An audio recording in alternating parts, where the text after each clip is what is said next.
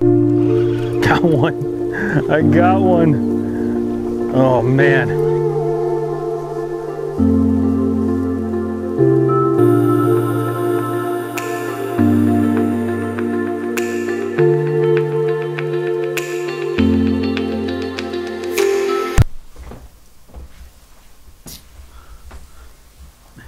What's up everyone, David here.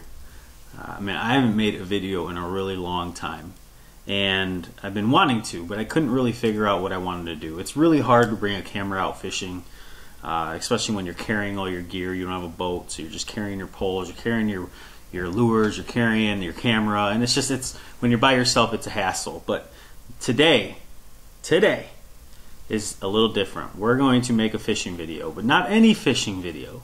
This one's going to be extremely special. Many of you know, some of you may not know, but I try to collect, I'm building up my collection of like old lures, old rods, old reels, because I have this idea, whenever we go to a new house down the road, I want an office or I want a wall with a bunch of old fishing gear that will, you know, start conversations, spark some interest. People will look at it and be like, that's pretty cool. Well, my friend Mike, who knew that, offered to give me some of his old gear that he had laying around.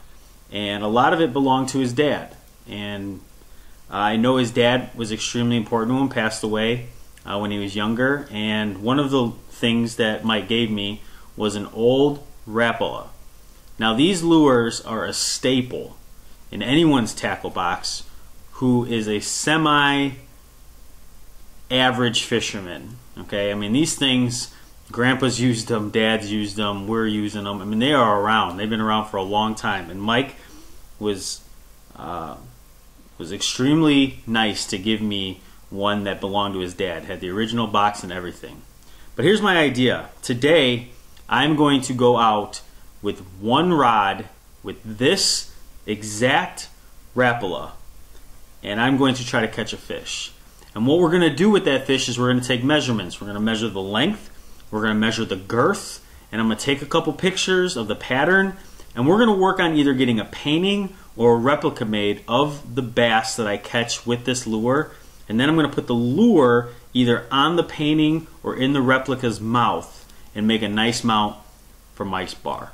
I think that, as a fisherman, I mean, I'm a fisherman, obviously his dad was a fisherman, Mike not so much, but that's something that probably would mean a lot to his dad. Means a lot to me that I'm able to give back to Mike, and it gives Mike a little something that his dad owned that probably was pretty important to him, which was, you know, fishing. So that's the idea. That's the set. You know what we're doing. It's extremely windy outside. I'm gonna put on my chest mount and we're gonna hit the pond. One rod, Mike's dad's lure, and hopefully a monster bass. Let's go get it. All right, guys, walking up to the pond. It is extremely windy out, and on the way here, so I apologize if there's a lot of wind noise. I tried blocking out as much wind as I can. But on my way here, it's a lot of pressure. There's a lot of pressure on me right now. I mean, this lure is rusty. I can lose it. You know, I like the idea behind this, and I think it'd be really cool. But I just thought about everything that can go wrong in fishing. And I mean, it's a big deal. Someone gives me a lure that his dad used to own. His dad probably fished with it a lot. I just hope I don't lose it. So what we're doing right now is we're going to walk up to a spot. I got one rod. I got the lure on. I'm slipping in mud. And we'll see if we can get one. It's not about size. I was thinking about that on the way here too. I was like, man, how much would I love to catch my personal best bass on this lure, but it's not about that. It's about just the symbolism behind catching a fish on this lure is really what I'm going after. It's not the size. So I got my chesty mount on. Let's go catch this fish. All right. First cast with the lure. It is really dirty water here, so. And I just threw it on the shoreline.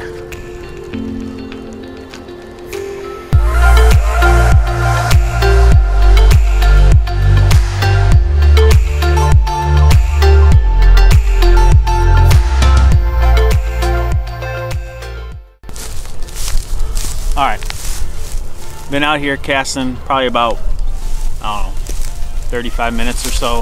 I had a bump, but that's about it. It could have been a weed. I have no idea. But I do know at this pond that there's a flat this way. And usually around this time is when the crappies will start slowly moving up. This is around this time that the crappies are going to start spawning. So what we're going to do is we're going to move over to that flat. Maybe there's some bass roaming around there. Maybe trying to find some company in the crappie, and we can roll the old Rapala right in front of their nose and maybe peg a nice 4 or 5 pounder. That's my goal, 4 or 5 pounds. But I'll be good with anything. All right, let's go move.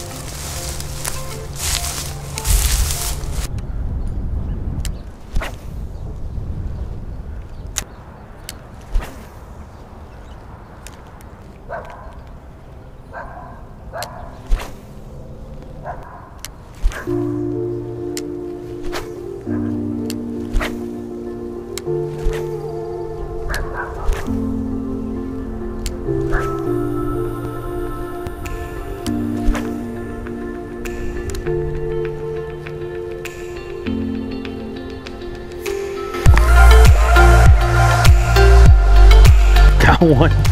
I got one. Oh man. What a fighter. There we go. There we go. There we go. Yes. There we go.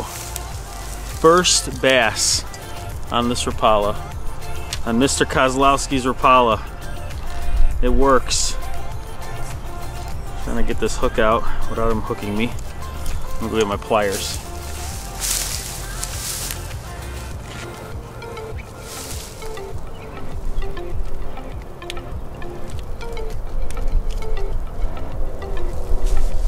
There we go.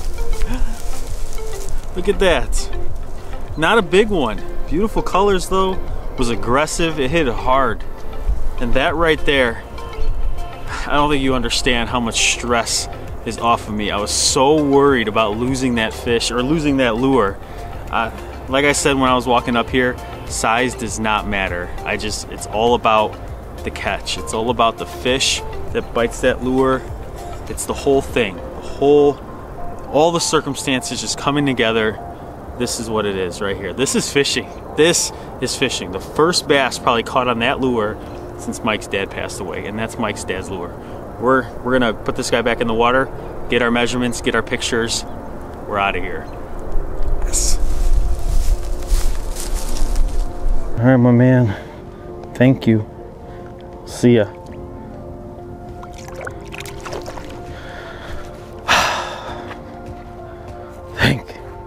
Thank you. Let's get this lure off. Get this lure off, go home, start working. Wow!